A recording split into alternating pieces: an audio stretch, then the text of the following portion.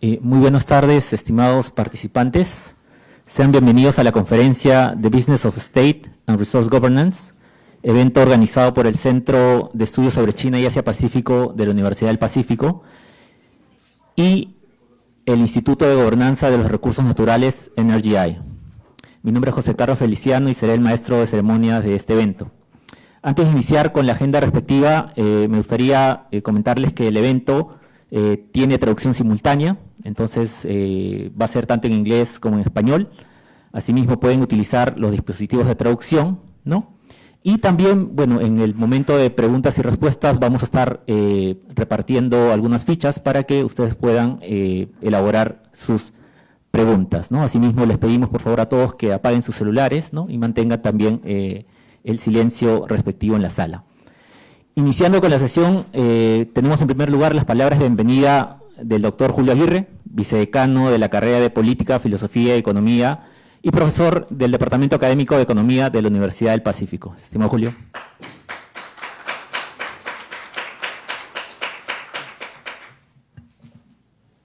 Muy buenas tardes con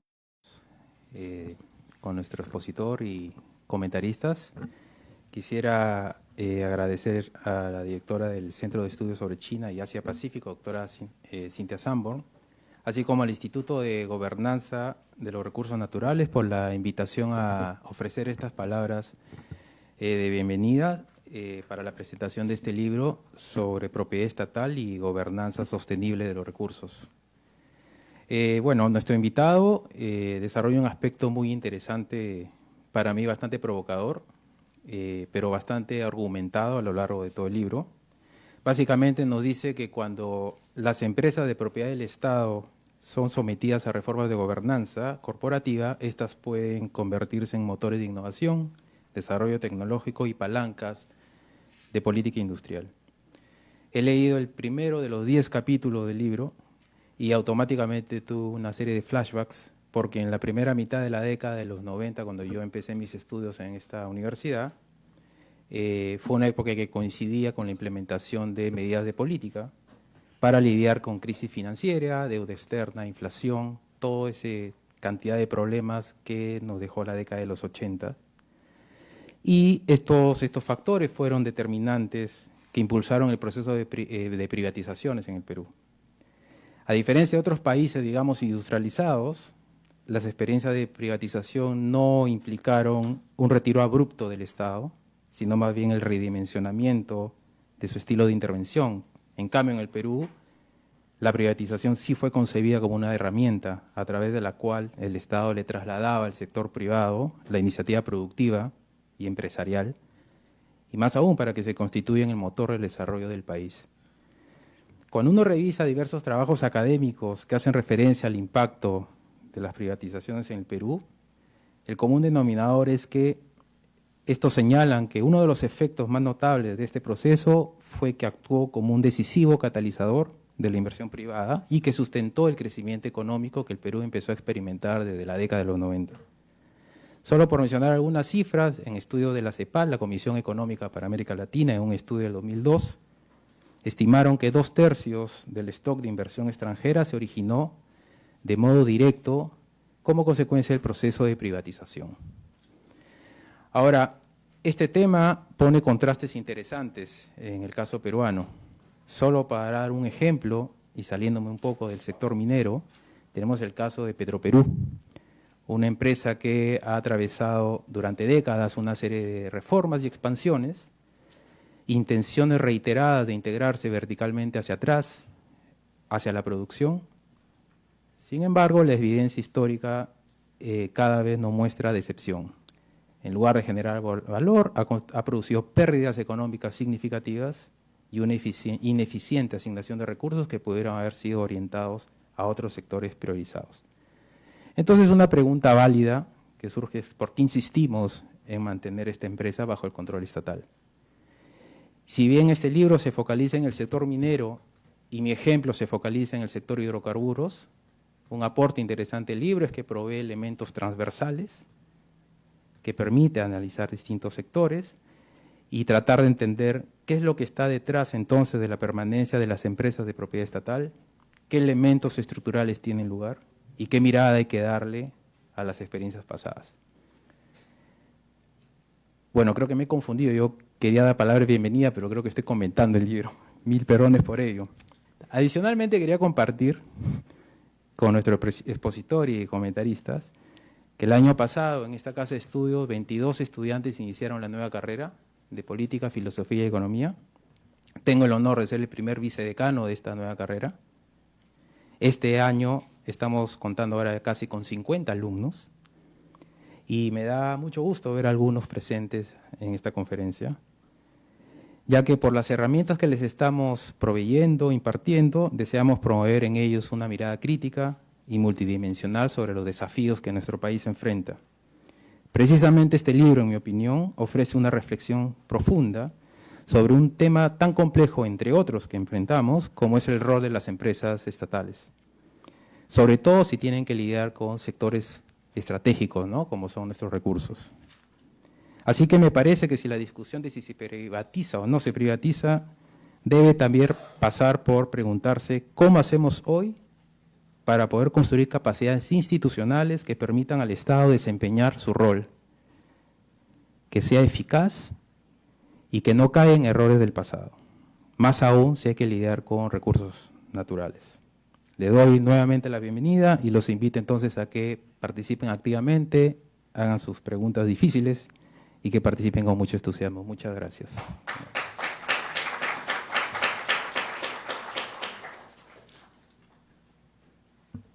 Muchas gracias, Julio. Seguidamente tendremos la conferencia magistral a cargo del doctor Singh, investigador principal del School of Global Studies, University of Sussex, Reino Unido, Global Fellow en el Environmental Change and Security, ECSP Program, y en el WABA Institute for Strategic Competition, en el Wilson Center en Washington, D.C. Dear Dr. Singh, please.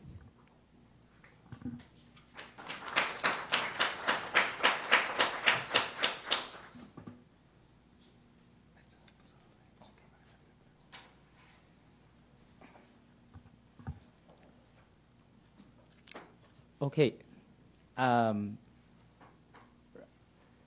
First of all, it's a complete privilege to be speaking in front of you and for the invitation. So thank you, Cynthia, for doing all of this. The presentation, I would try and keep it around 20 minutes. And it will focus on 4 aspects of the book. One is, what is the main question that I tried to answer in this book? What was the research strategy?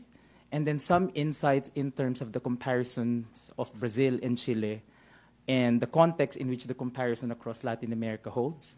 And then some some conclusions around the lessons drawing out from the study.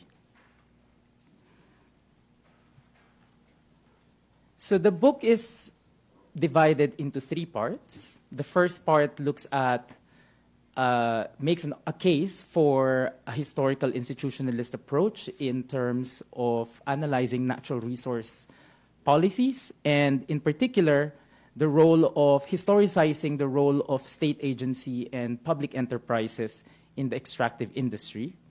And then it goes into an in-depth look at different ways in which state activism was implemented. So in Venezuela, in chapter 3, and then it zooms into the conversation around how developmental states were formulated in Brazil and Chile, and in particular, how state enterprises emerged as a response to the challenges of resource-led development.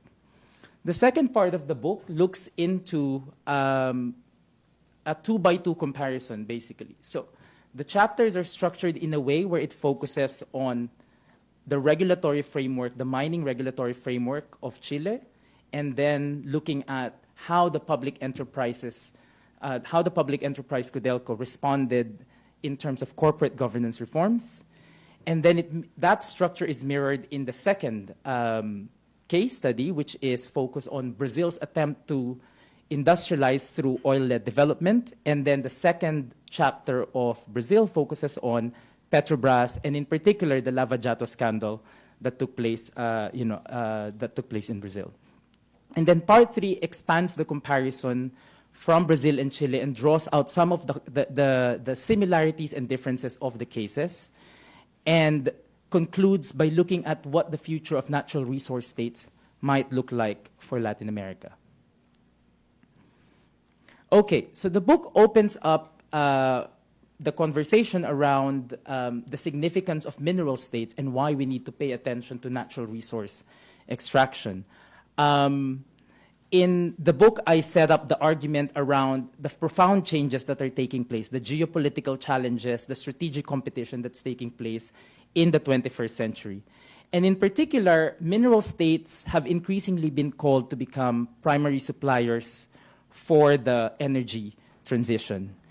But one of the most important aspects that we haven't talked about is the significance of public enterprises in this process.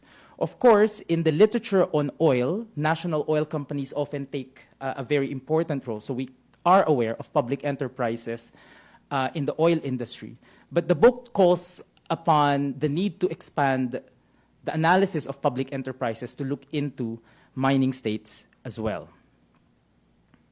So the empirical claim of the book is that despite 3 decades of market reforms, we actually have seen a new phenomenon, which is a consolidation of a development strategy that is centered around state enterprises.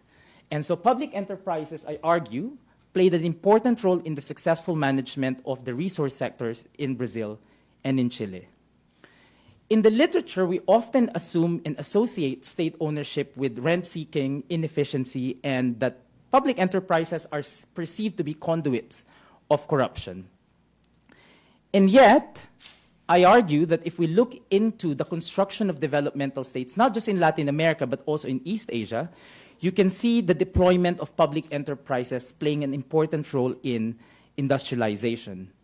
But importantly, as the book will show, there are varying forms of ownership as public enterprises were liberalized. And the intent of political elites, particularly in Brazil and Chile, was to make these state-owned enterprises competitive as opposed to simply privatizing them. So the book then asks 3 key questions. First, if, according to our theory around market reforms, that state enterprises are problematic, and it's better to be, the markets the efficiency of the market, the efficacy of the market is a more superior logic to market reforms. Why is it that we keep these public enterprises? Why is it that it's so hard to privatize state-owned enterprises? And in particular, we don't privatize them, but we also intervene in the day-to-day management of these companies. If public enterprises are often associated with corruption and rent-seeking, why has it been impossible to privatize these big enterprises? And in particular, we're talking about strategic natural resource sectors. And in the absence of privatization, if national governments decide that they would like to keep these public enterprises, what would be the alternative? What are the alternative strategies that have been implemented to manage these politically sensitive and economically strategic sectors? The book makes an important claim in terms of the management of natural resources.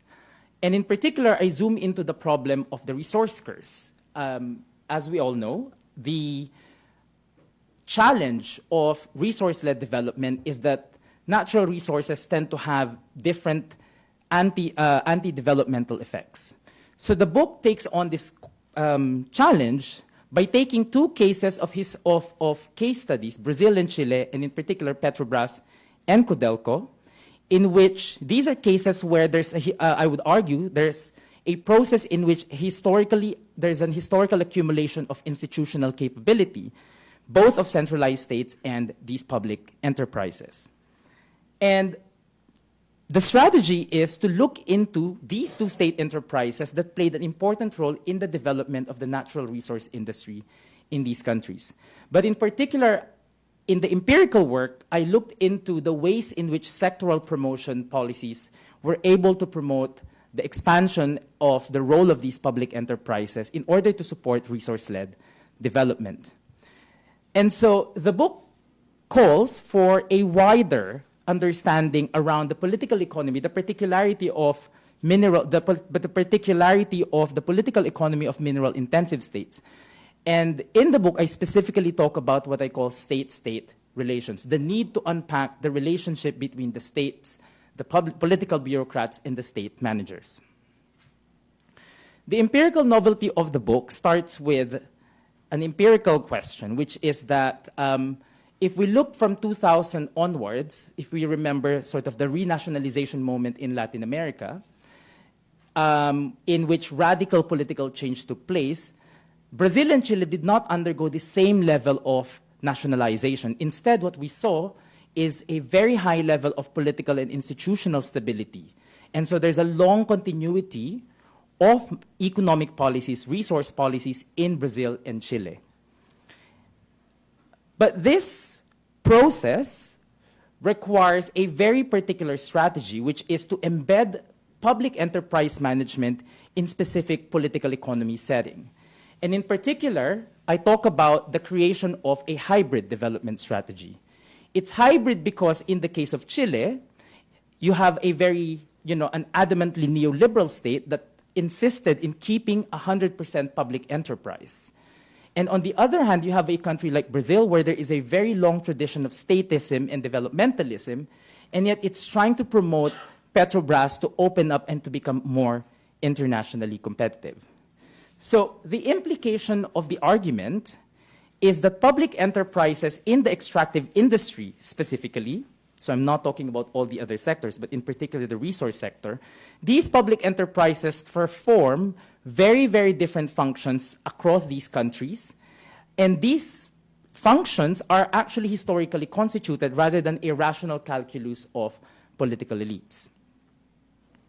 And because of that, the framework in which the book develops is historical institutionalism.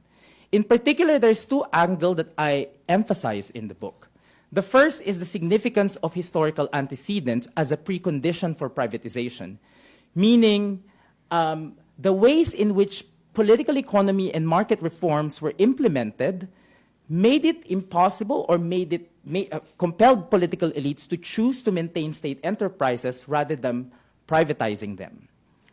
And the second angle of historical institutionalism that I forward and explain in the book is that the fact that these public enterprises survived the privatization, the initial wave of privatization, actually meant that their presence made and compelled political elites to promote new state-sanctioned objectives, which includes making these public enterprises more competitive, ensuring that public companies can perform at par with the private sector, and in particular, foreign mining and oil companies. So if states have to respond and it won't be privatization, the question is what kind of reforms could be undertaken. So the book talks about a theory around institutional stability and change, and in particular, it talks about the significance of understanding how state enterprises survived the privatization years and then thrived afterwards. And that's why I focus on the construction of a hybrid development strategy as a response to economic globalization. In particular, this hybrid development strategy has two components. One is to maintain and promote a pro-FDI regulatory framework, and then secondly, to maintain these state-owned enterprises as an important player in the industry. So the outcome is you actually have both countries having strong public enterprises, but these public enterprises are embedded in quite different political economy settings. So Brazil and Chile actively constructed a third-way strategy that specifically combines market incentives with state dominance. The main argument, the specific argument that the book is promoting is these public enterprises have been subjected to corporate governance reforms that were aimed specifically at harnessing their competitive capacity and making them attuned with the performance of the private sector. And this allowed and opened new pathways for technological innovation and supporting industrial policy. So this is sort of an attempt to expand the conversation on industrial policy that's taking place in East and Southeast Asia and look at other empirical cases of industrial policy and a stronger role, making a claim on the importance of a strong role for national governments, for national states. The second aspect is because it's specifically historical institutionalist, I'm interested in looking at state-owned enterprises as historical constituted actors of development. We often bypass the significance of public enterprises and their role in economic development. And so the book sort of reclaims the importance of understanding why public enterprises are not only difficult to privatize, but actually political elites want to keep them and make them competitive vis-a-vis foreign private capital. So the book has a very specific strategy, which is to compare state enterprises and the relationship between the state and public enterprises in which they're embedded in different logics of state action. And in particular, it tries to go beyond the oil and gas industry by looking at Codelco and the mining industry in Chile. So the first point in the argument of the book is the significance of understanding how the regulatory framework were built in Brazil and Chile. My argument is that in both countries, and in fact across Latin America, between the 1930s all the way to the 1970s, you had a strong process of building developmentalism or state developmentalism. So there are persistent structural economic conditions that led to the creation of developmental states, but in particular the creation of public enterprises. Now, of course, as we all know, from the 1980s all the way to the 1990s, there were significant drivers of change in Latin America, and in particular in Brazil and in Chile. The claim of the book is that a convergence took place because in the cases that I've looked at, both in Brazil and in Chile, there was a lot of pressure to open up, to promote FDI, but not necessarily to privatize these companies. And so this condition around the need for institutional change enabled political elites to justify a very specific strategy, which is to enable private enterprises to compete with public enterprises through the FDI framework, but also at the same time maintain public enterprises and their role in national development. Where they diverge, however, is the ways in which these enterprises, these public companies, were embedded, because the political economy dynamics in Chile and Brazil are radically different. So the outcome is you have a public enterprise in a highly neoliberal state, as in the case of Chile, and you have a very strong, competitive, almost like a private sector firm, Petrobras, in a highly developmentalist state in Brazil. Now, why was that the case? So I want to point out two important things. One is the particular articulation of the relationship between the state and the public enterprise. In particular, there was a lot of pressure for Codelco and Petrobras to show that they can compete and therefore they can reformulate their function, their ability to perform vis-a-vis the private sector. And because of that, these public enterprises essentially try to promote competitive reforms, internal reforms, but also try to be as productive as possible, as efficient as possible in comparison to the private sector. But secondly, there is a political explanation. In both cases, they perform quite political functions. In the case of Chile, it's particularly interesting because the state has been promoting widespread marketization. So in fact, in the case of Chile, although there was a recognition that the private sector is the engine and can promote, and the private sector promotes economic development, in Chile it was really important to keep the copper industry under the tight hands of the state. And so in fact, in many cases, the state enterprise were subject to a lot of pressures except for privatization. So there's pressure to professionalize the board of management. There was pressure to increase the productive capacity vis-a-vis the private sector. there was a lot of pressure for the company to pay more taxes compared to the private sector in Chile. In the case of Brazil, it was the logic of the state, the developmental state, that shaped the role of Petrobras. In the case of Brazil, the oil and gas industry was historically associated with energy security and military security. And because of that, it shaped the perception around the importance of Petrobras as a public enterprise. It shaped the developmental function of Petrobras. In particular, in the book, I talk about three important functions of the national enterprise. The first is that there's an expectation that public enterprises should maximize natural resource rent. So this came and is reflected in terms of the direct contribution of the state company beyond just paying royalty fees. In the case of Chile, for example, it was expected for many years that Codelco would pay 10% of its profit directly to the armed forces for modernization. It's expected that Codelco would play a huge role in terms of enhancing the fiscal capacity, the fiscal contribution to the national treasury. So in fact, in many of the interviews, a lot of people would argue the significance of Codelco is that it basically paid for the poverty and the welfare programs of the country. It essentially paid for the economic development of Chile. The second point is when you pay your taxes as a state company, you're expected basically to maximize your productive capacity as a state enterprise. In that sense, in particular in Chile, you can see the expansion of Codelco from managing 4 of the biggest mines to 6 to 8 mining sites today. So there's this idea that Codelco needs to keep pushing for its competitive advantage vis-a-vis the private sector in order to justify its existence in the national economy. The second point is that public enterprises, if they are able to perform, if they become competitive, they're expected in promoting technological innovation. And this is much more pronounced in the case of Brazil, specifically the case of Petrobras. The most important element in the Petrobras strategy is that it actually didn't have it didn't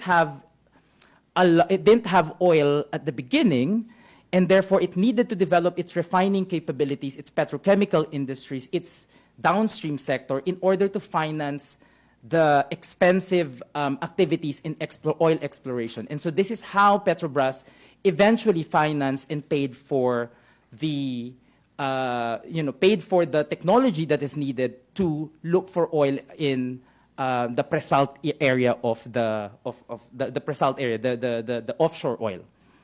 And in particular, after 2008, there was an expectation that Petrobras would also facilitate widespread industrialization and building economic linkages between the oil industry and the related industry, and in particular, the shipping industry. So Petrobras became a driver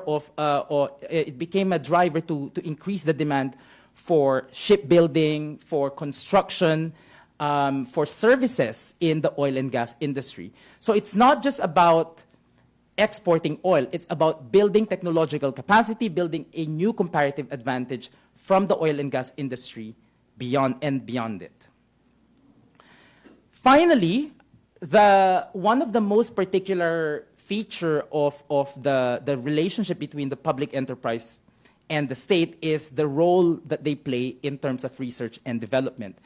There is a very specific law that was put in place in Brazil in the 1990s, which is an obligatory research and development law, which essentially means that all the oil and gas companies that are in Brazil would need to make this payment in order to support R&D spending in the oil and gas industry.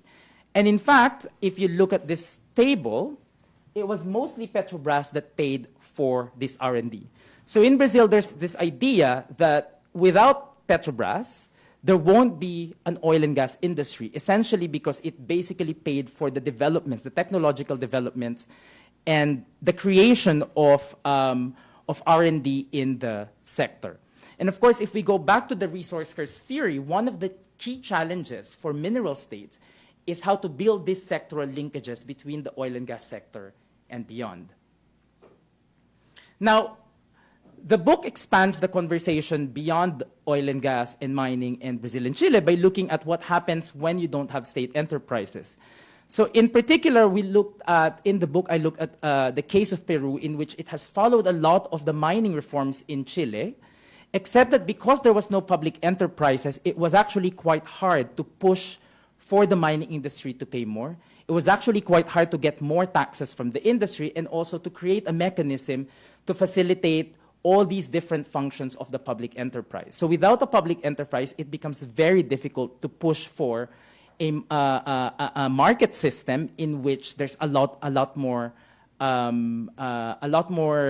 capacity for the state to promote widespread economic or industrial development. And in comparison to the case of Brazil, the most important and most emblematic case is, of course, the Venezuelan case, in which it has a very strong developmentalist logic, but the relationship between the state enterprise, PDVSA, and the state has gotten worse, and because of the conflict between the state company and the Chavez government, it essentially curtailed the ability of PDVSA to retain its competitiveness as an international oil company. Now, overall, the book makes a claim that we need to look and study how state ownership becomes a predominant political economy model in many countries, in Latin America and beyond. But we cannot look at state ownership simply as a rational calculus of states or political elites. But in fact, state ownership, as the book shows, is something that historically constituted. It's something that is driven by political conflicts and the political bargain between the state and the public enterprise sector. In the case that I looked at, Chile and Brazil demonstrate an alternative strategy beyond the sort of renationalization story that we found in Venezuela, in Ecuador, in Bolivia in the early 2000s. And in particular, I identify the significance of the hybridity of their development policy, which is accommodating private enterprise, accommodating foreign direct investment, creating a regulatory framework that embraces the private sector, at the same time enabling and promoting corporate governance reforms within the public enterprise sector. So this combination of accepting the legitimacy of the private sector and at the same time accepting the significance of the state enterprise in terms of promoting industrial development. This particular combination is what drove the success in terms of technological innovation, in terms of increasing the fiscal capacity of these public enterprises, and in particular, building economic linkages between the mining and oil and gas industry and beyond. The book concludes, looking at the return of state capitalism. We all talk about the return of public enterprises, etc. But what I wanted to do in the book is to explain the difference in terms of how developmentalism operates in other contexts beyond the East Asian political context. There is a state developmentalist model in Latin America, in Africa, but they would not look like exactly the same as what you find in the East Asian context. And so the industrial development trajectory would necessarily be different between between Brazil and Chile and the other cases that we're looking at. And I will conclude there. Thank you.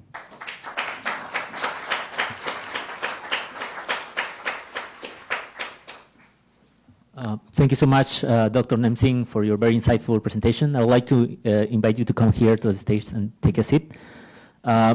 Asimismo, quisiera invitar también al escenario a los comentaristas, primeramente a la doctora Barbara Stallings, profesora del Instituto Watson de Estudios Internacionales de Brown University y profesora visitante del programa Schwarman's Scholars de la Universidad de Tsinghua en China, y también al doctor Manuel Purgal Vidar, líder de la práctica global de clima y energía de World Wildlife Fund, WWF, y exministro del Ambiente de la República del Perú. A continuación vamos a tener la sección de comentarios, comenzando por la doctora Barbara Stallings, por alrededor de 15 minutos. Profesor Stallings, please.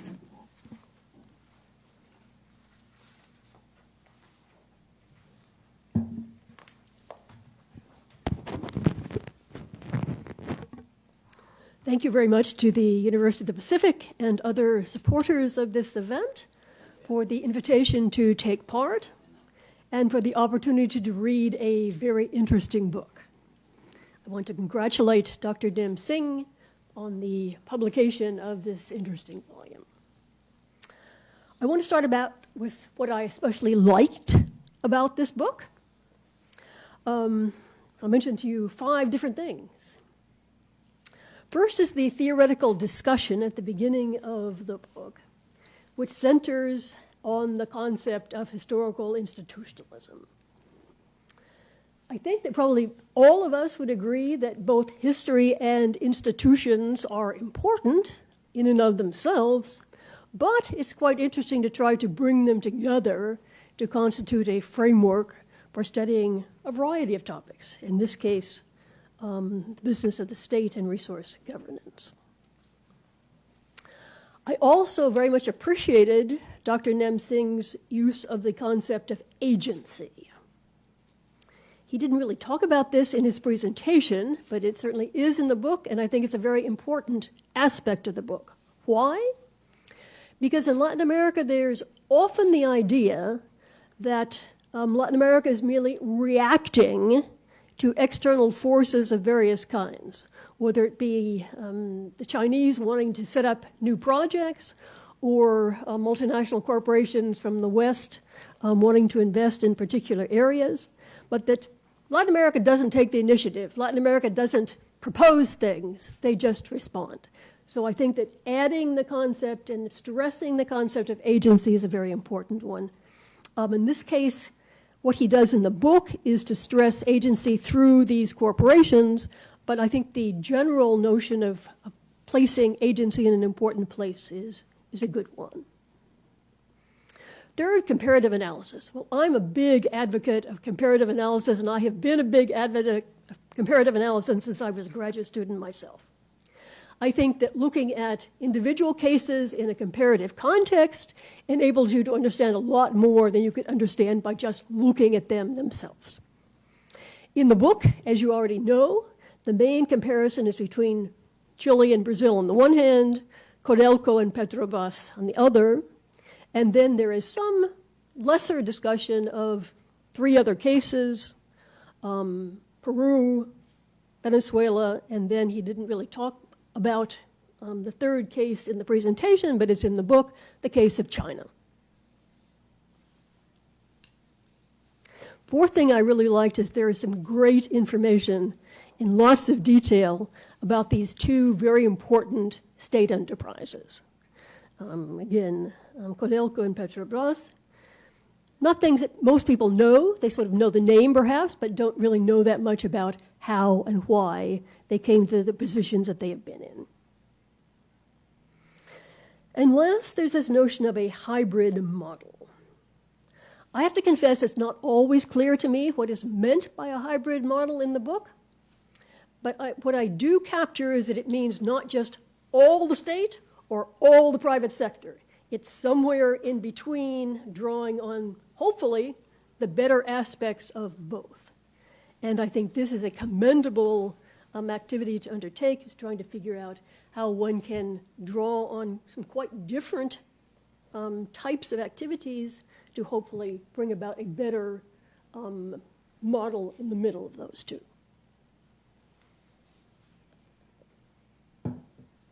But part of the reason I'm here, I guess, is that also some areas that I would like to raise for discussion, some particular issues that I would have liked to see dealt with either in more detail or, I say it's usually in more detail, or perhaps in a slightly different way.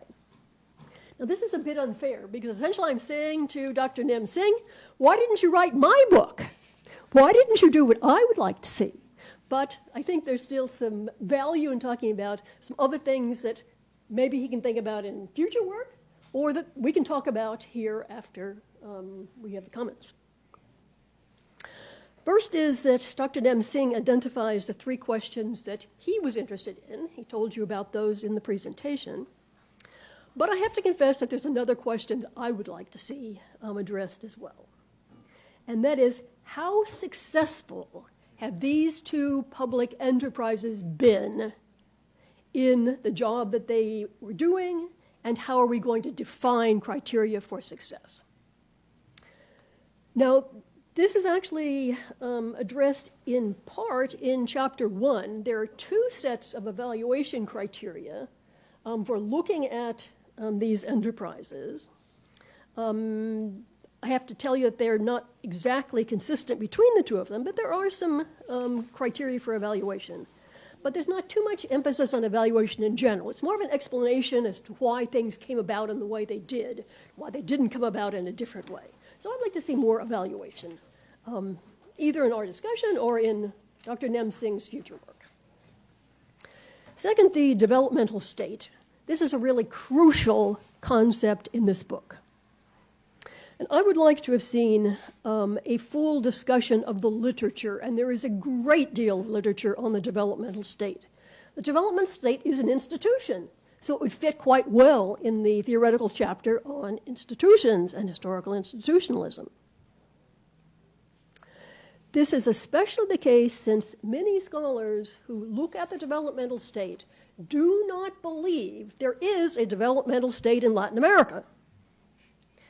This is not really recognized in this, at least in the presentation, and the part of the book that I was able to read. So perhaps we can discuss this, and Dr. Nem Singh can explain to us why he thinks it is relevant and a good idea to talk about a developmental state in the Latin American context, regardless of what other people may think. Now, one of the reasons for doubts about a Latin American developmental state is specifically related to Dr. Nem Singh's interest in the possible combination of natural resources and industrialization. In the East Asian case, which is, of course, as he says, the iconic case of the developmental state, it is often argued that the developmental state promoted industrialization because of the absence of natural resources. Japan, Korea, Taiwan, Singapore, Hong Kong did not have natural resources, so they were essentially forced to industrialize in order to get foreign exchange once the foreign aid process stopped shortly after World War II. So since this is not the case in Latin America, there are lots and lots and lots of natural resources, some discussion would be helpful here or elsewhere if we're to talk about a Latin American developmental state. And this brings me to a more general point about the relationship between natural resources and industrialization. In the last chapter of the book, I'm drawing on some work by my colleague Gary Gireffi that I was actually involved in maybe 35 years ago. Dr. Nem Singh mentions that the two, that is, natural resources and industrialization, are often thought of as opposite to the two through the import substitution industrialization process in Latin America and elsewhere, and the export-oriented industrialization process in East Asia. So what exactly is the argument to be made about the positive relationship between these two sectors? This is not the same thing as the contribution of Codelco and Petrobras. It's a sectoral argument, and I think it could use a bit more discussion. And then finally, something that you didn't hear, but it's in the book. The book ends with a brief discussion on China, both as a supposed developmental state, although this is also controversial in the literature, and as a partner for Latin America. This idea of China as a partner has both positive and negative aspects, as Dr. Nem Singh points out. In particular, as I have argued elsewhere, China is actually making it more difficult for Latin America to industrialize, reindustrialize, move up the value chain in the industrial sector, however you want to think about it. So how does this then, China as a partner, as another developmental state perhaps, how does this relate to the role of the state and public enterprises in Latin America?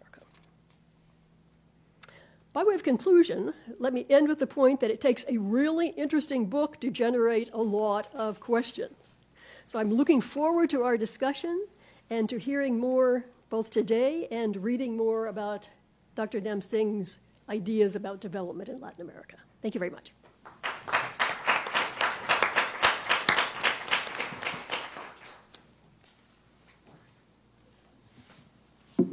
Thank you, Professor Stallings. And now I would like to welcome Dr. Manuel Pulgar Vidal for his comments. Muchas gracias. Y lo voy a hacer en español. Gran libro. Gran libro. Felicitaciones al doctor Nem Singh.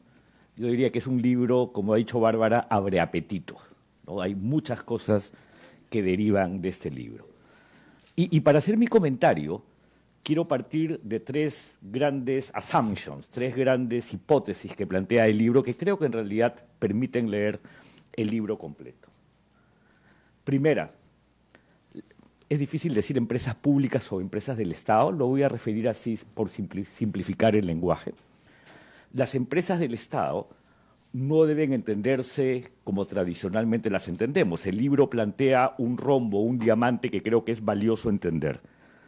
Empresas del Estado bajo una reforma o una gobernanza corporativa reformada que están destinadas a aprovechar la competencia en sintonía con la performance del sector privado. Miren, esos cuatro elementos son los que plantean el libro, porque no nos equivoquemos, no pensemos en la manera tradicional como hemos pensado la empresa pública, pensemos en los cuatro elementos integrados. Ese es el primer elemento sobre el cual quiero reflexionar.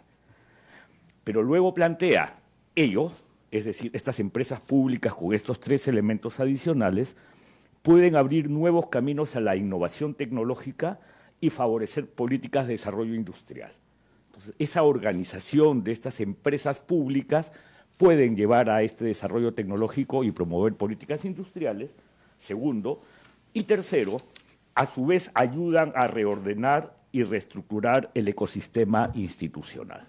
Entonces, esos son los tres grandes elementos del libro y, como ha dicho la comentarista, la doctora Bárbara Stelling, lo plantea a partir de dos países y, para ser más concretos, a partir de dos grandes empresas públicas, Codelco y Petrobras en Brasil. Y entonces lo que quiero es desmenuzar estos tres elementos de manera que espero que se nos abra el apetito para seguir discutiendo sobre el tema. Empezaré diciendo antes de esa desmenuzada que este libro tiene una gran virtud para el debate en el Perú. Rompe la linealidad de la discusión dicotómica entre lo público y lo privado, que siempre ha sido tan confusa, tan incompleta y tan ideologizada. Siempre hemos puesto lo público y lo privado como dos posiciones antagónicas y dicotómicas que no conversan entre sí y que incluso nos identifican ideológicamente como algo, para ser más preciso, o de izquierda o derecha, para ponerlo en términos bien ordinarios. Este libro plantea, y quizás en ese sentido, doctora Bárbara, creo que a eso se refiere lo híbrido, ¿no? Lo híbrido creo que se refiere a rompo la dicotomía y planteo opciones que están en el intermedio, que no son ni un extremo ni el otro extremo, y en ese sentido lo entendí yo. Por lo tanto, a su vez, rompe la dicotomía entre lo neoliberal, o liberal para ser más preciso, y lo estatista, que también siempre se ha enfrentado a una dicotomía de cómo queremos regular la empresa en el Perú y cómo lo hemos hecho desde el marco constitucional, que te lleva al concepto de liberalidad o subsidiariedad, tan presente en la discusión peruana, ¿no? Esta idea, el Perú es subsidiario y el Estado no se mete en nada que puede ser desarrollado por el sector privado. Y por lo tanto es casi un pecado mortal en la lógica neoliberal peruana que ingresemos con estas empresas públicas, como querramos organizarlas, a hacer actividades que el sector privado puede hacer. Es más, han habido casos tan ridículos como una discusión sobre una panadería que quiso poner un alcalde de Indecopi y dijo que no, que rompía el concepto de subsidiariedad porque un municipio no tenía por qué hacer panaderías que cualquier privado puede hacer con un poco de inversión de capital. Y ese elemento de la subsidiariedad nos viene acompañando desde la discusión de la Constitución de 1993. Y finalmente, dentro de las virtudes, es que felizmente, y eso es algo que quizás el doctor Nem Singh pudo haber explotado un poco más, rompe esta idea de la enfermedad holandesa y la maldición de los recursos naturales, también reflejada en una publicación de hace 30 años de esta universidad, ¿no?, que planteaba cómo los países con abundancia de recursos naturales parecen estar orientados al fracaso. El doctor Singh sí hace referencia al concepto de la enfermedad holandesa y cómo, en cambio, esta idea de empresas públicas bajo esta estructura que planteo pueden quebrar ese dilema al cual nos hemos enfrentado tanto los países en vías de desarrollo. Entonces ahora viene la desmenuzada. Vamos a intentar hacerlo de manera ordenada. Primero, ¿qué implica exactamente un state o un enterprise? Una empresa pública de la manera a que refiere el doctor Singh en su libro. Y acá, probablemente por mi formación o de formación de abogado, voy a hacer algunas reflexiones que son propias en el análisis político cuando provienen del derecho. Y para ello también felicito la nueva facultad. No sabía política, filosofía y economía. Me parece una combinación realmente excelente y felicitaciones al vicerrector académico por ello. Pero voy a hacer entonces una aproximación desde el derecho. Siempre ha existido en esta dicotomía, falsa dicotomía entre lo público y lo privado, una confusión de niveles. ¿Qué es lo que quiero decir? Cuando uno piensa entre lo público y lo privado, las discusiones tienen 4 niveles distintos. Primer nivel, de quién son los recursos naturales. La famosa discusión de quién tiene el dominio de los recursos naturales. Segunda discusión, ¿tienen los recursos naturales un valor estratégico que me obligan a tomar alguna decisión de atribución de titularidad, que es distinto al dominio? El dominio es un nivel. El otro es la atribución de titularidad en función a si son estratégicos o no. Tercero, ¿cómo facilito el acceso a los recursos naturales? Y cuarto, lo que el doctor Singh plantea, ¿puedo tener una titularidad pública, privada, mixta? ¿Y cuáles son sus características? Creo que el libro se vería muy favorecido con estas reflexiones, porque es la reflexión propia de países de América Latina, incluido Chile. Y cuando uno se da cuenta, Constitución boliviana, el valor estratégico de los recursos naturales y que los recursos naturales solo son manejados por empresas públicas. Cuando uno mira constituciones, en su momento la de Ecuador, con la misma lógica, o mira constituciones como la antigua Constitución peruana, ahí vemos que esta confusión de niveles es una confusión que tenemos que intentar resolver de una manera más eficiente. Porque además, y yo me hago una pregunta en relación al libro, aunque creo que me estoy adelantando a un siguiente punto, y es cuando asignamos dominio sobre los recursos naturales para lograr un propósito determinado, en función a qué tomamos esa decisión. Chile tomó una decisión que creo que fue el año 1981 de otorgar derechos reales sobre el agua, en una lógica de crear un mercado competitivo sobre el agua y un uso más eficiente del recurso. Y el resultado final fue un monopolio absoluto sobre el agua, en especial de las generadoras, que ha llevado a que Chile plantee en más de una oportunidad, y probablemente ya lo hizo y simplemente no he seguido esa noticia, plantee la reforma del Código del Agua de 1981. Pero lo que me lleva a su vez a un tema que en mi curso de Recursos Naturales en la Universidad Católica yo siempre planteaba. Siempre buscaba que los alumnos se polaricen adrede como parte de la provocación para decirles que no hay sistema perfecto, sea en lo público o en lo privado. Al final del día, y es un tema que plantea bien el doctor Singh, pero tengo algunas inquietudes sobre su posición, es cómo percibo beneficios y cómo distribuyo beneficios. Al final del día, la población e incluso el país en su lógica de desarrollo está viendo cómo se utilizan adecuadamente y de manera eficiente la renta y los recursos que me genera la explotación de un recurso natural.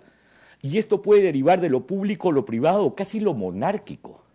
Y esto no es una broma. Miren usted los Emiratos Árabes Unidos. ¿De quién son los recursos en rigor? Del emir. Fundamentalmente del emir. ¿Quién toma decisiones sobre los recursos? El emir. Pero ¿por qué los emiratíes viven realmente con una cercanía a su padre fundador? por los beneficios que se distribuyen. Ahora, se distribuyen de manera excluyente a los que no son emiratíes.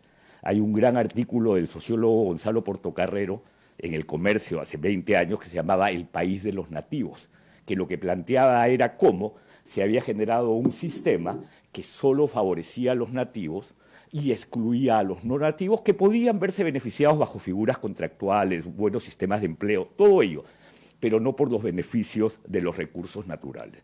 Por lo tanto, cuando se toman decisiones sobre dominio, titularidad, acceso o empresa pública y o privada, siempre hay que tener en cuenta el tema de la eficiencia en la distribución de los recursos. Y claro, cuando pensamos en esto de qué significa un state-owned enterprise y lo vinculamos a China, creo que China ha cambiado significativamente de las primeras posiciones antes de Deng Xiaoping a un mercado absolutamente abierto y más empresarialmente organizado, y estamos volviendo a un control más rígido del Estado con Xi Jinping. O sea, hay un cambio ideológico en la manera como China organiza su acceso a los recursos. Y miren, les voy a poner un ejemplo simplemente concreto de minería en el Perú. Si uno compara el comportamiento empresarial de la empresa que maneja la antigua Marcona Mining, que ahorita se me fue el nombre, esa es una empresa china constituida bajo el viejo modelo de control del Estado absoluto sobre la empresa. Pero uno, en cambio, ve cómo lo maneja MIG, que tiene las Bambas, que es una empresa cuya sede central ni siquiera está en China, sino está, me parece que en Londres o en algún otro lugar, ¿no? Pero es China.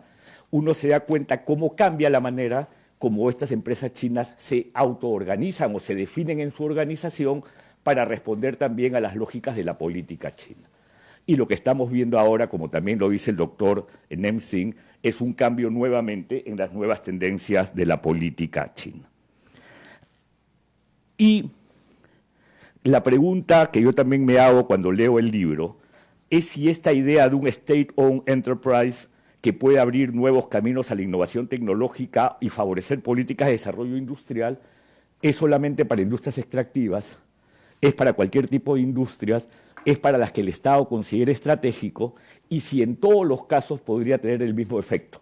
Tema que me gustaría el doctor Nem Singh nos conteste y nos diga, sí, esto funciona perfectamente para casos de ciertas industrias de alto valor que pueden generar las escalas suficientes para generar este salto al cual él se refiere.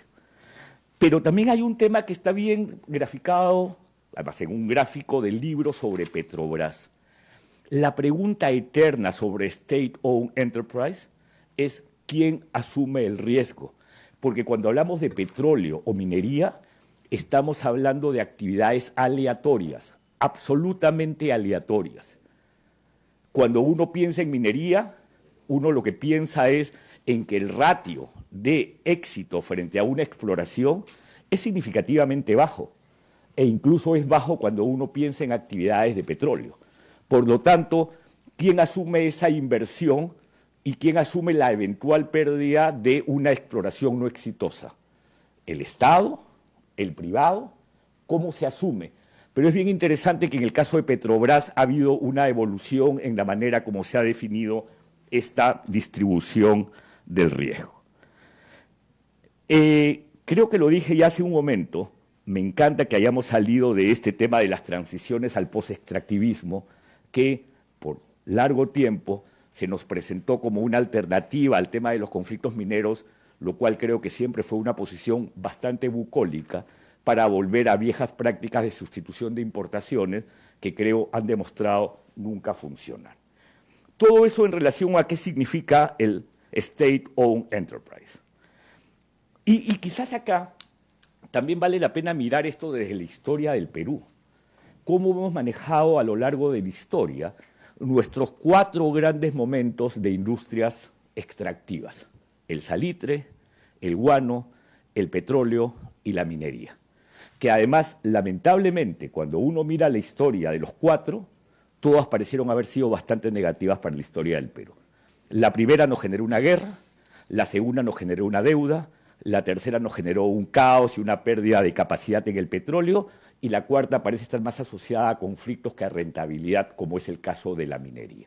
Entonces la pregunta es, a lo largo del tiempo, ¿cómo organizamos nuestras empresas para desarrollar este tipo de actividades? Y uno ve que es pendular, de lo público a lo privado, de lo público a lo privado, pero pareciera sin los elementos suficientes para que en el caso de lo público haya sido eficiente en la administración de los recursos.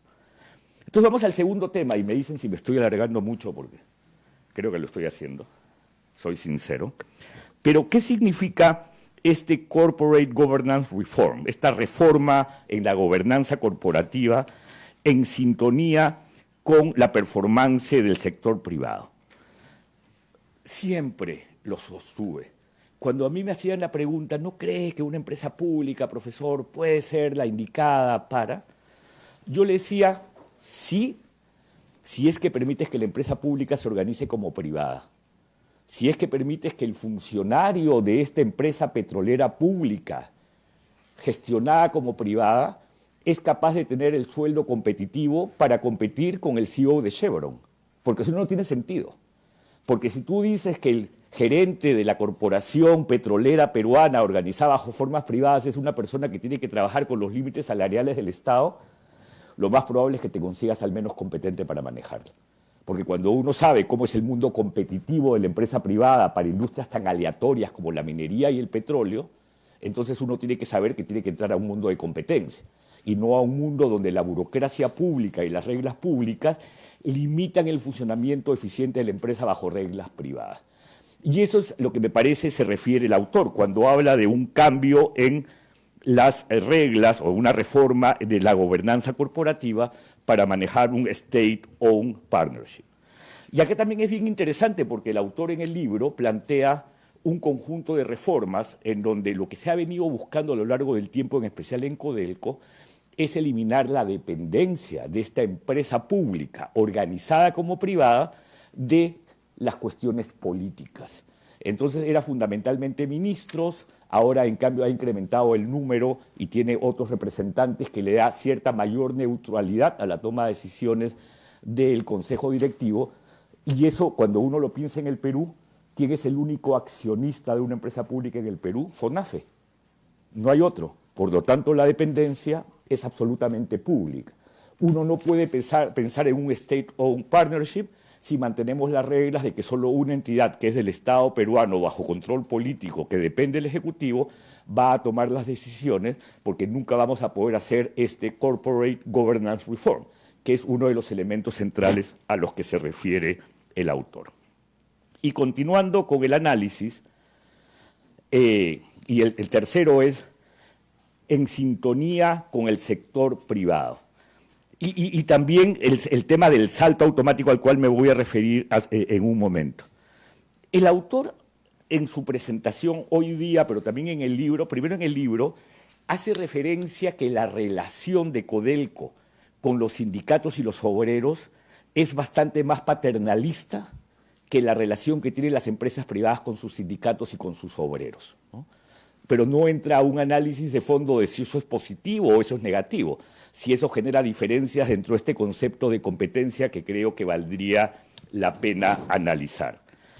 Pero también plantea en este tema de sintonía con el sector privado, ese es el primer tema. Pero entrando al tema del salto a innovación tecnológica y desarrollo industrial, creo que el autor, perdón, profesor Singh, pero me gustaría tener una respuesta, no me queda claro si lo que él plantea es que el salto es automático. Es decir, que un state-owned enterprise de inmediato me genera el salto hacia una mejora en la política pública e innovación tecnológica, o hay cierto nivel de intermediación. Y si hay cierto nivel de intermediación, ¿quién plantea esta intermediación? Porque si volvemos al ejemplo de países como Qatar y los Emiratos Árabes, ellos ¿cómo plantean el desarrollo? Con fondos de inversión. Los fondos de inversión son los que establecen la visión de desarrollo y los que plantean las inversiones que permitan traer los recursos que el país necesita para su propio desarrollo. Pero también tiene que ver con el concepto de quién planifica el desarrollo. ¿Quién establece la mirada de desarrollo para este salto tecnológico o este salto de políticas industriales? De hecho, no es la empresa.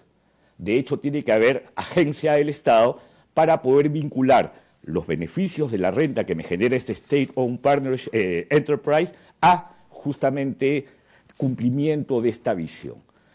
Pero eso en un caso como el peruano no se está dando. La planificación del desarrollo del Perú es el MEF, fundamentalmente. Ahora, no creo que tengamos que volver al antiguo CEPLAN, pero de hecho tenemos una limitación muy fuerte en relación a quien plantea el desarrollo.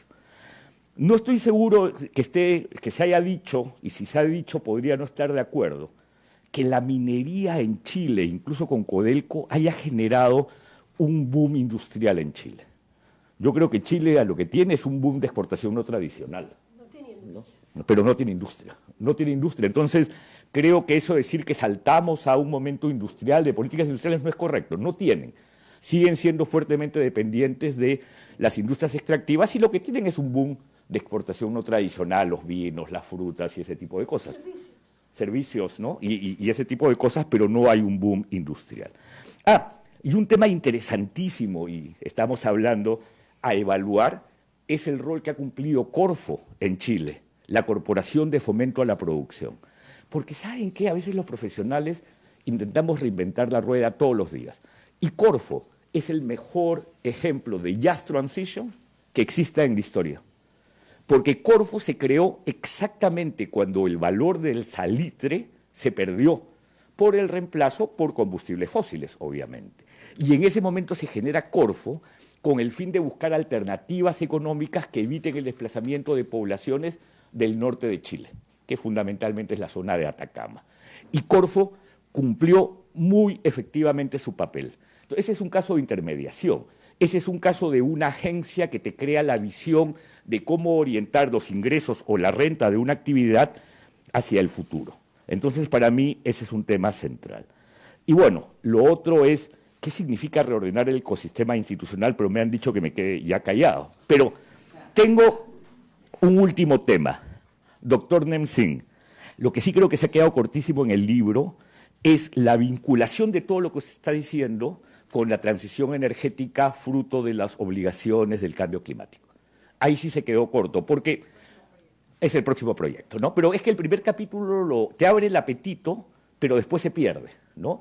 Y entonces no hay una conclusión que me permita decir, oye, todo esto que he planteado, este diamante de 4 puntas, más el salto, más la reforma institucional, es el perfecto escenario ahora que estamos hablando de tierras raras y minerales críticos para la transición energética. Y debería ser la manera como damos el salto. Y no quiero profundizar mucho más, pero ahí hay mucho tema por discutir, porque en realidad, ahora que estamos hablando de minerales críticos y tierras raras, es la gran oportunidad para hacer una minería con una aproximación bastante más sostenible, con una aproximación más vinculada al cuidado de los recursos naturales, con una minería que te permita efectivamente darle innovación tecnológica. ¿Por qué? Porque el debate climático tiene innovación tecnológica como el centro y un principio que es no dejar a nadie atrás, que debe permitir a los países acceder a esa tecnología que es la tecnología del futuro. Está ocurriendo en Chile con el hidrógeno verde, que está construyendo ya una planta. No está ocurriendo lamentablemente en el Perú, pero será discusión para el próximo libro. Reitero la felicitación por el libro, a mí me abrió mucho el apetito. Felicitaciones por eso, porque de eso se trata estos debates académicos. Muchas gracias.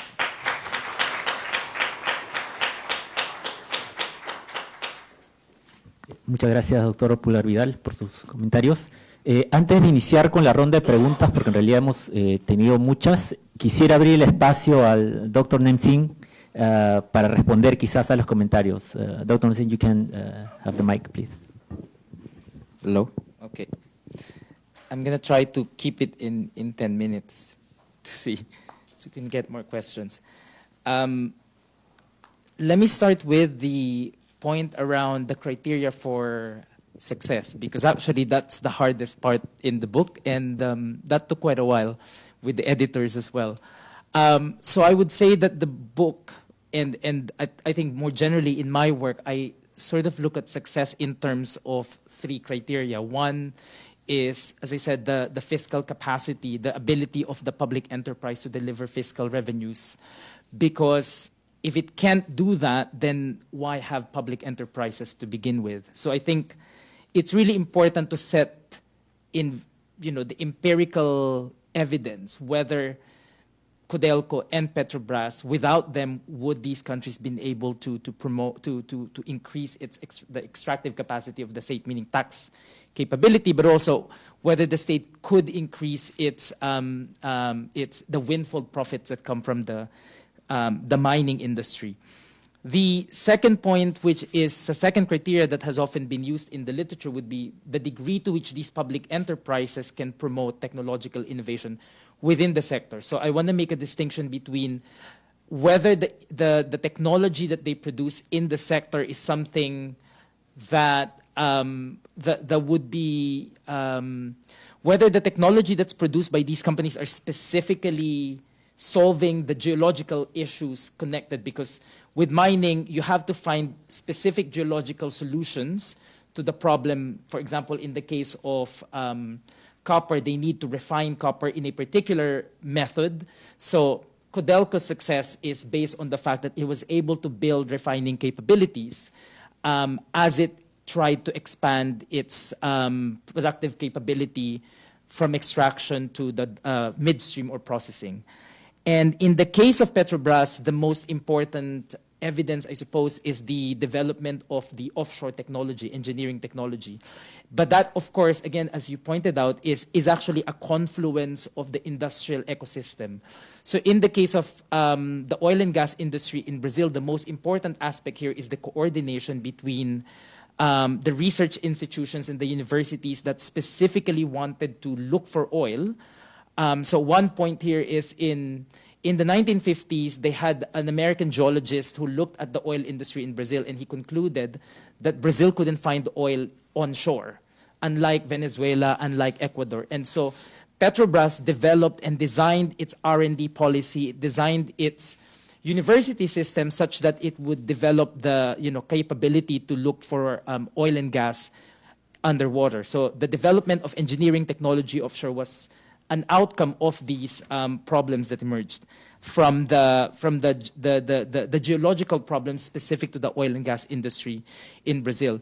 And it is often said by the engineers that I spoke with in Petrobras, they would always point out that during that moment, no company would look for a technology. They would not develop a technology in offshore because it was much easier to extract crude oil from Venezuela in the Middle East. So there was no interest. And it was only a public enterprise that had a very clear mandate of energy security. That would be the only rationale and justification to put in so much money in the oil and gas industry. And so the logic of Petrobras' R&D policy was then focused on finding solutions, which is that if they don't have onshore, we need to find ways that we can find oil eventually. But also the other part is to develop the vertical integration of the supply chain. And then finally, I think this leads also to some of the points that was discussed later on, which is on the importance of building sectoral linkages, export diversification between oil and gas and mining and beyond. As you pointed out, the problem of Chile actually is that it's very successful in terms of creating export diversification in the natural resource sector, but not necessarily in building an industrial sector. And actually, that was one of the main concerns of Codelco, which is that what else can be done in the copper industry, in the mining industry, if we're not going to build an industrial sector. And for good or bad, the answer that came in is that mining became part of the energy transition strategy, meaning the supply chain of minerals became part of the new industries that are emerging. And so part of what happened in Chile was to look into how the mining industry could support other industries beyond beyond mining, basically whether it could build other industries. In the case of Chile, of course, I would still agree with you that the main limitation is that the mining industry has not been able to promote export diversification beyond natural resources. And so I think this is a pending question even for them. In the case of Petrobras, the most important, the argument that has been made by Petrobras is, well, they were able to build a vertically integrated supply chain, but also they did try to promote shipbuilding and all the other sectors connected to the oil and gas sector. I would argue that that's kind of like, and I think that is part of the difficulty with the resource sector, which is it takes a lot of investment and it takes a long time before you can build related industries. The only successful countries that has developed, services and equipment in mining technology would be Australia and then Norway in the case of oil and gas. So if you kind of look at the range of cases of mineral and oil states, then you would have like Brazil and Chile kind of like in the middle in terms of the success as compared to the more advanced petroleum and mineral states like Australia. And in particular, so they always look at Australia's mining technology. What has Australia done in terms of? Well, apparently they've built the mining technology for processing. So that they would always compare the World Supply Chain Program in Chile as sort of an attempt to do what Australia has done. The idea being that eventually they will be able to build new technologies through copper mining. I think there's a whole question around that because for me the technologies you can develop in mining is very geologically specific. And so the limitation of copper is that copper is a basic commodity that you integrate across supply chains, in construction, in transport, but you don't really develop a whole industry around it. Whereas in the case of Australia, they would have, they have iron, they have copper, they have antimony, they have all these other commodities in which it could be part of a much longer, much broader supply chain. So I think part of the limitation is the nature of the commodity that Chile is extracting. Of course, the argument they're making is lithium is sort of the exit to this because lithium would be part of the EV car industry. And theoretically, lithium would allow you to leapfrog and integrate the mining industry into other sectors. But that's, of course, subject to, we don't know whether that's going to happen given as you pointed out, that all the critical minerals now, they go to China in order for them to be processed. There's a whole conversation, of course, around the resource curse and technological innovation. I want to make two different points there. One is the role of the public company itself in terms of promoting new technologies, and then the other is the public policy to support. So, for example, the use of sovereign wealth funds, the use of promoting R&D policy. This would have to be a very different conversation to the actual investment of the company itself to specific technologies. So I don't think, both of them try to resolve the problem of the resource curse and promoting technological innovation, but they're not exactly the same. So, and I think the congruence between what the public enterprise is doing and what the public policy is as important, because if you have a public enterprise that wants to go in a very specific direction, but the public policy doesn't support you to do that, so then it also would not allow for this public enterprise to be able to achieve technological innovation, in this case, promoting specific emerging technologies so that you can resolve some of these problems in the supply chain. And then finally, I'll pick up the point on the workers, because I actually think that's important. Yes, the difference between Codelco and the private companies in Chile, the mining companies, is that it's the labor relations in the private sector is highly conflictual. And in fact, so during the period that I was doing the research, this was a period in which there were massive stoppages in the private sector. So there would be a lot of mining conflict between the unions. So they're both organized union, both in the public and the private sector. But the difference is because the structure of corporate governance in Codelco incorporates the unions into the board of directors. So the argument is that the company is supposed, in theory, it's supposed to be able to respond to the demands of the unions in ways that in the private sector they're not able to do so. So the argument is that there are less mining conflicts in the public sector of Chile compared to the private sector. The difficulty, of course, is that in the case of Chile, in the case of the public sector, there was a particular moment in which, because the main issue would be the subcontracting, there's too many people who don't have direct contract with the company. In the case of Codelco, because it's a public enterprise, there was political pressure for the company to absorb all the subcontracted workers, whereas in the private sector, there was no pressure for them to do that. So you kind of have two very different outcomes in terms of how to manage labor conflicts in the sector. Is that a good or a bad thing? Based on different evaluations, I think people have highlighted different things. So on the side of Codelco, they've made an argument that this is bad for the company because it's cost for them. On the side of those who want a much stronger labor regulation in Chile, because it's highly deregulated, the labor sector, they would argue that this is a good thing for Codelco overall.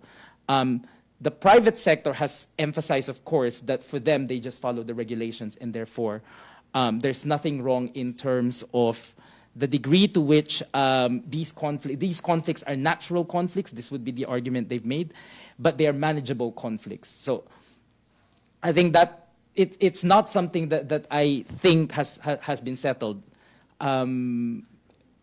simply because the dynamics of public the labor conflicts in the public sector was very, very different as compared to the private sector.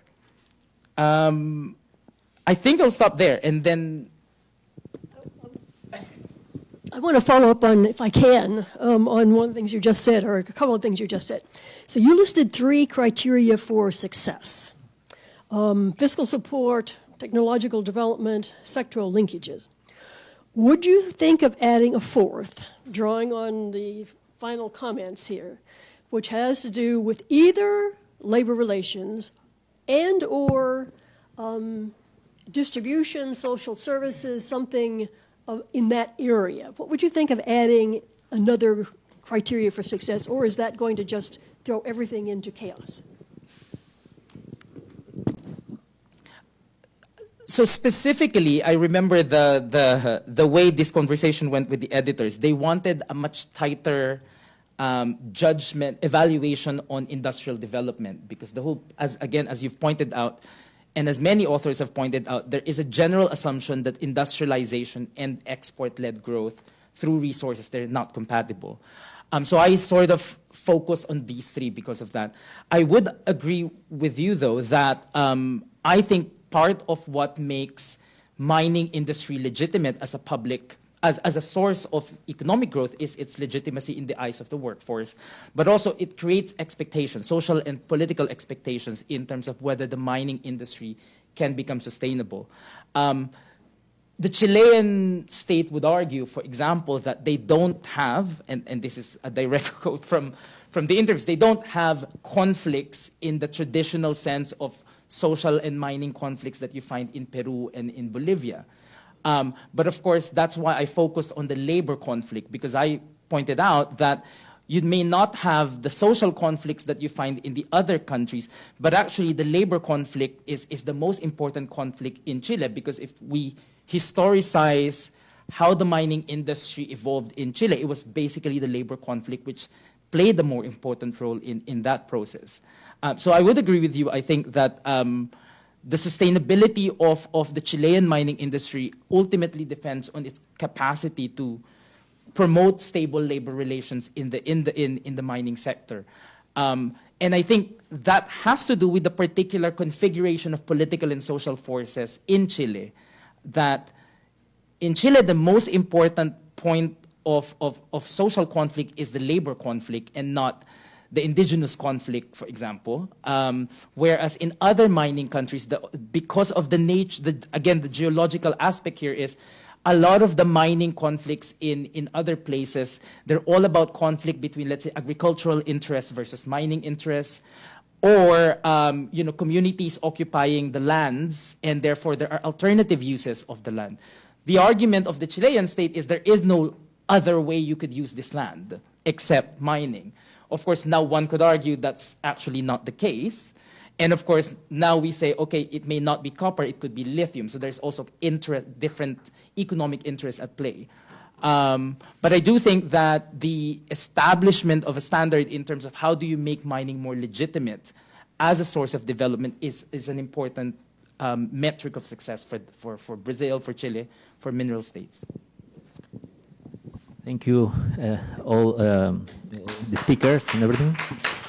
Ahora vamos a pasar a las preguntas del público. Por temas de tiempo, quizás vamos a escoger o digamos, resumir algunas. So I'm going to read the questions, and some of you for Dr. Nem Singh, and other ones are like for general, for all our speakers. The first question is about, you discussed the rise of hybrid strategies for SOEs in the recent past to survive and stay competitive during economic crisis. But looking into the future, how do you see these SOEs like Petrobras and Codelco adapting their strategies to meet new global demand for clean energy minerals? This is for Dr. Nem Singh. Y una pregunta para todos los panelistas, ¿no? ¿Cómo puede reforzar y mantenerse las reformas para generar eficiencias en una empresa pública ante un cambio de gobierno o incluso ante una constante inestabilidad política? And we have also another question. With the rise of artificial intelligence, what will be the future of managing an SOE, especially in Latin America, for example, in Chile, in the next 5 to 10 years? So maybe if we can start with Dr. Nem Singh and then go. Okay. I mean, of course, the main question now for mining countries is how do you deal with the surging demand for minerals, and in order for us to achieve energy transition. I think that's a different question to whether the public versus the private question, I think. There's a whole question around whether countries, mineral states, and every time there's new demand for minerals, there's always this whole question around the renationalization question. That was what happened on lithium in Chile, in Mexico. Indonesia did a nickel ban. So this is the public versus private question is, of course, central. Yes. So I think the issue is how do you find the balance between attracting the investment, creating an investment regime that accommodates private sector participation, and then maintaining political authority in a sector that is often considered to be, let's face it, mining in Europe, for example, mining is often seen as a bad industry, like no one wants to be a mining engineer. So to me, I think this question is pretty central. Hybrid strategies are important because without increasing the public legitimacy of mining, it becomes very difficult to distribute the economic, the environmental, and the social costs of mining. There's no sustainable mining is not. There is a trade-off that comes with mining, and so the trade-off can only be acceptable if there's political legitimacy in the industry. Part of what I wanted to do in the book and the work that I'm doing now is to figure out the kind of institutional reforms, the public policy reforms that would allow you to find that middle way between promoting the mining industry because it's seen as a legitimate industry and at the same time mitigating the social environmental costs. And the premise of that argument is that the mining industry has a lot of trade-offs, and some countries might want to accept the trade-offs.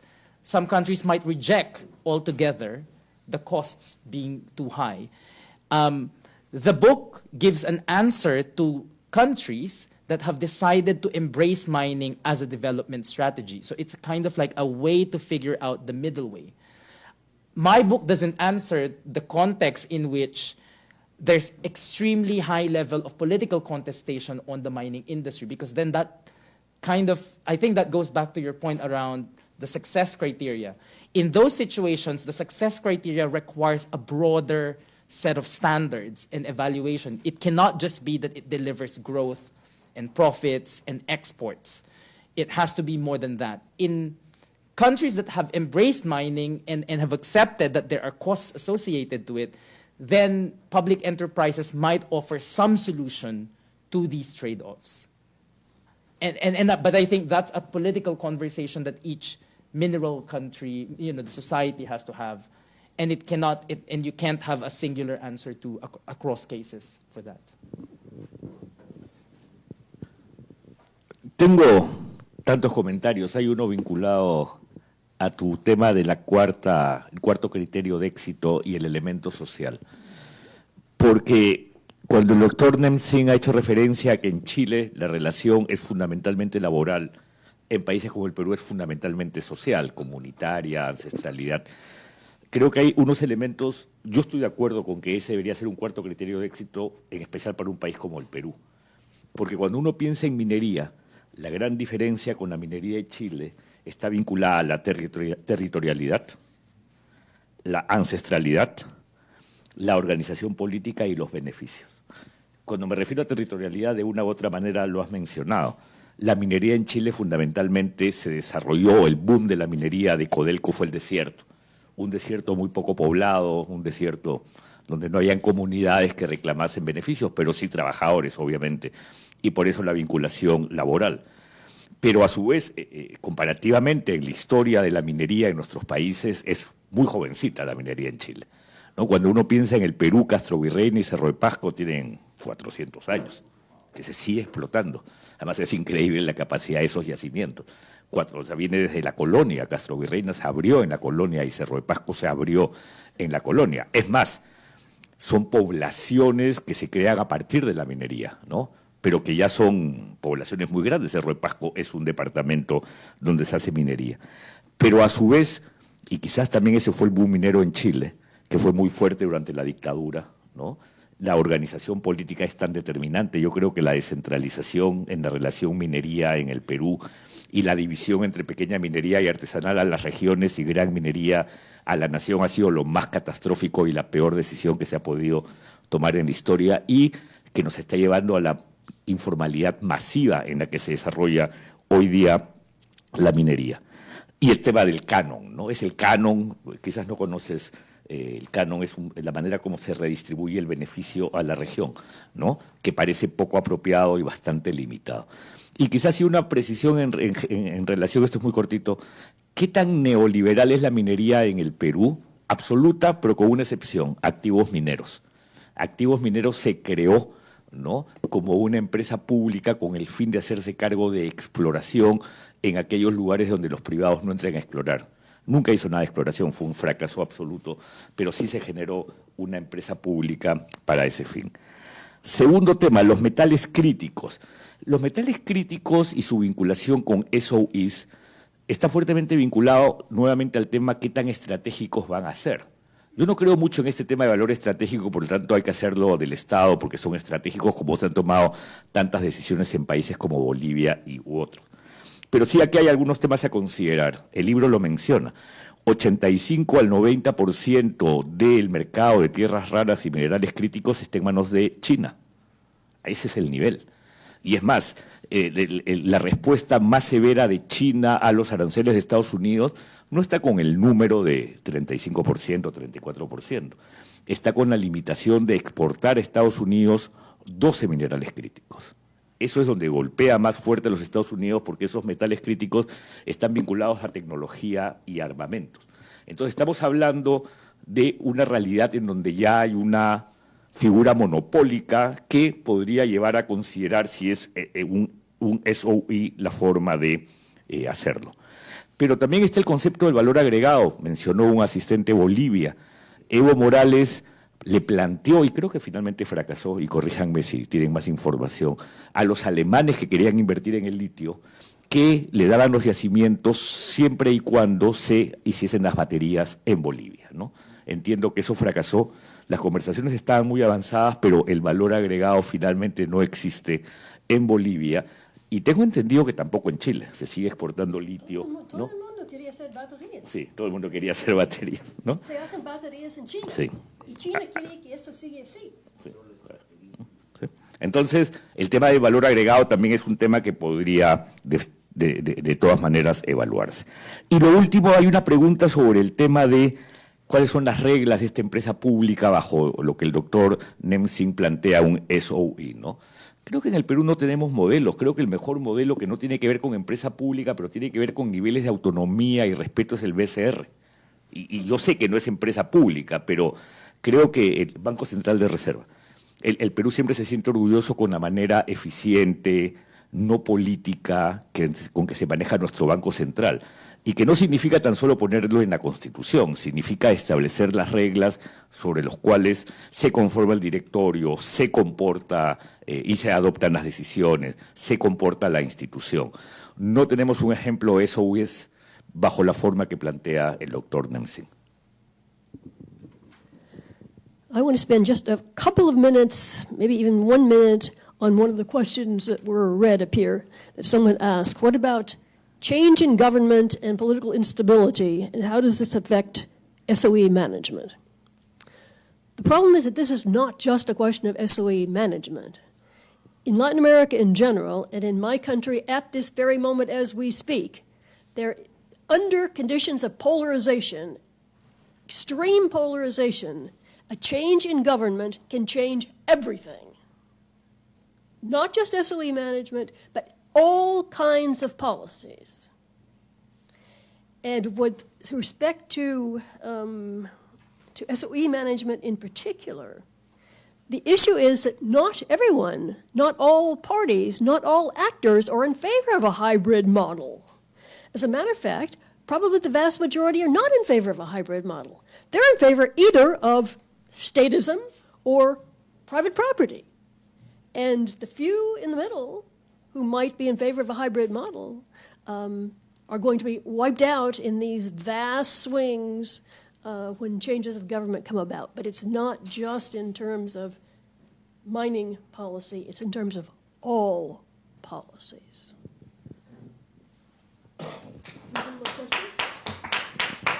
Thank you, Dr. Nem Singh, Dr. Pulgar Vidal, Dr. Stallings. Following la agenda, tenemos finalmente las palabras de cierre a cargo de la doctora Cynthia Sanborn, directora del Centro de Estudios sobre China y Asia Pacífico de la Universidad del Pacífico. Estimada Cynthia.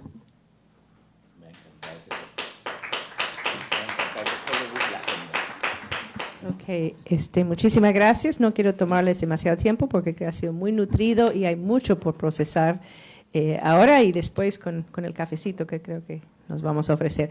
Pero quiero agradecer al doctor Nem Singh, a la doctora Pulgar Vidal, doctora Barbara Stallings por acompañarnos en este excelente panel. Esperemos que próximamente el libro está entre nosotros. Entiendo además que se va a traducir al español. Esperemos que todos podemos acceder a ello, es fascinante. Creo que compartimos, hay cierto consenso alrededor de lo cual en América Latina, con pocas excepciones, tenemos estados profundamente débiles, plagados con corrupción, plagados con inestabilidad, y es muy difícil en este contexto identificar y aprender lecciones y excepciones. Creo que tanto Petrobras y más aún Codelco son ejemplos de lo cual podemos aprender estudiando, como se ha comentado, en profundidad su historia, su forma de organizar, sus límites y sus oportunidades, ¿no? Creo que hay un tema también muy importante de la gestión misma, de cómo formamos el personal y los policymakers, y bueno, un pequeño cherry para las universidades, ¿no? Creo que el R&D en Brasil es la envidia de toda la región, pero Chile también es un estado que invierte mucho en ciencia y tecnología.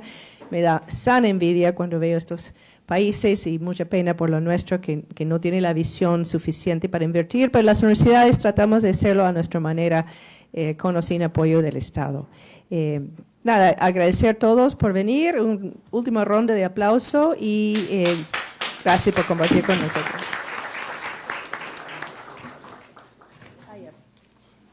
Le pido a los expositores quedarse para una fotito.